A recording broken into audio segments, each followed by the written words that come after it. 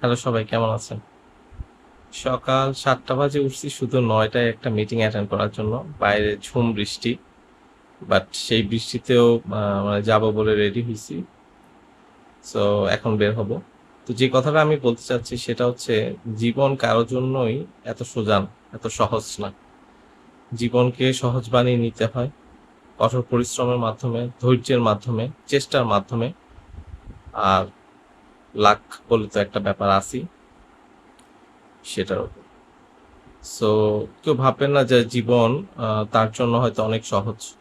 কেউ যদি একটা পজিশন আজকে হোল্ড করে, তার পিছনে দেখবেন তার অনেক অনেক অনেক পরিশ্রম, চেষ্টা, ত্যাগ, তিতিক্ষা আছে, অনেক রাত জাগা আছে। সো মানুষ চেষ্টা করে কষ্ট করেই আজকে তার পজিশনে আসে, একদিনে কেউ আসে না। সো আমি সবাইকে রিকোয়েস্ট করব যে যেই ফিল্ডেই আছেন কঠোর পরিশ্রম করুন।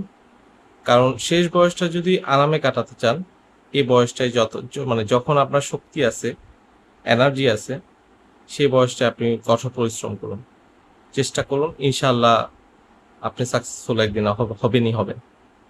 ওকে, আল্লাহ হাফিজ।